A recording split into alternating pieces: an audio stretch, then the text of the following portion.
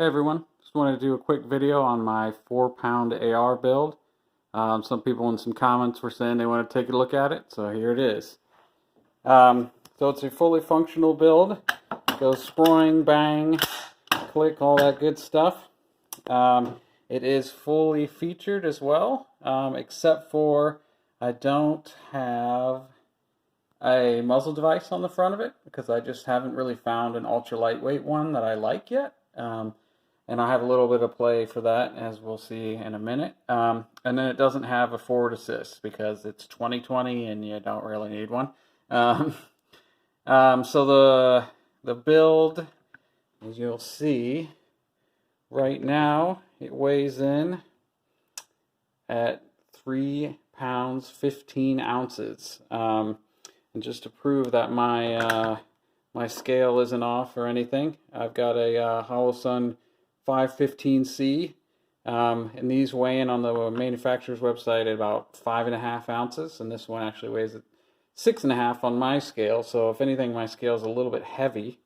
A little bit about the build. I've got a carbon fiber buttstock on here from Smoke Composites with a titanium castle nut. I've got Balios light upper and lower receivers from 2A Armament. I've got a whole bunch of V7 weapons, lower parts bits in here, trigger pins, safety selector, takedown pins, just a normal, mil-spec plus trigger. That's the ALG ACT trigger. Folks probably know that. Just a mil-spec charging handle because it's already pretty dang lightweight. It's got a Strike Industries polymer port door on there. Ergo Swift grip with a little bit of modifications. Some lightning cuts for the for lightening up a little bit, and then I took a little bit off the bottom of it because it's a little bit longer than it needs to be for my hands. So why have the extra weight if you don't need it? The handguard here is a KMR Alpha rail from BCM. These guys, I don't think they really make them all that much anymore, but it's a super nice rail, super lightweight, looks pretty good too. I used to have the just a normal KMR rail with the magnesium aluminum alloy one, but that actually bent when I was taking it home from the range one day, and they warrantied it for me, and they didn't have those anymore because they discontinued them, so they just gave me the Alpha rail one instead. And that's a little bit heavier, so this build could be a little bit lighter if I had that original KMR rail still, but it's whatever. Still meeting my goal. This is an early Faxon pencil barrel. This whole build actually dates back to about 2015 is when I bought that rail right there. So this is a pretty old build, really. Early Faxon pencil barrel, because even back then they were really the only folks in town making pencil barrels.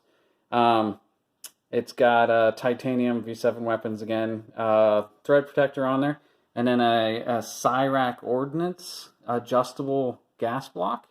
All their intellectual property, I think they're no longer in business, was bought up by Superlative Arms, I think, because they're making their old piston system and stuff like that. And you can still get Superlative Arms gas block that looks very similar to that. And then back here in the receiver, we can see this is where things get a little bit weird and why this is so light. Because this bolt carrier group is actually made out of aluminum. So just the bolt carrier right there. Gas key's still steel because you gotta have steel for that. This is made by Whiskey Arms. I don't think they make these anymore. Last time I checked, I couldn't find it.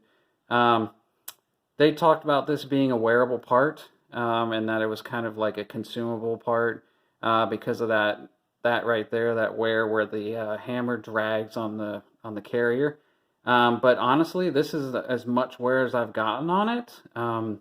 And like I said, it's about 5 years old. So it's really not wearing too bad. It's just the standard steel bolt on there. So that's a little bit interesting, and that really does save you some decent weight. That is significantly lighter than a normal bolt carrier group. And then I've got a TACOM recoil system in here. They're the folks who make a lot of 3-gun accessories. They're the ones who made those original shotgun cradles with the like double loads and triple loads, stuff like that. Their little buffer system is actually a 2-piece one. So you've got a small one up here in the front, and then you've actually got a one that looks just like that in the back as well. And because we're tuning the whole thing, right, with an adjustable gas block, you can use a lighter buffer in there. These are made out of Delrin, so that kind of smooth material that you see on the bottom of mice, stuff like that. And this works just fine. The gun runs. I just ran it literally yesterday. That's why it's all dirty. You can see that's all smuts. It's not really a coating or anything. If you guys want to see another video of it running, we can do that. But yeah, this is it, and it's been a fun build. I think total per my records, I was shooting for 4 pounds, and per the records it came out about 4 pounds, but I wasn't calculating for the hand stop, so this thing must be lighter than what I even aimed for, because I've got the hand stop on there and it's still under 4 pounds.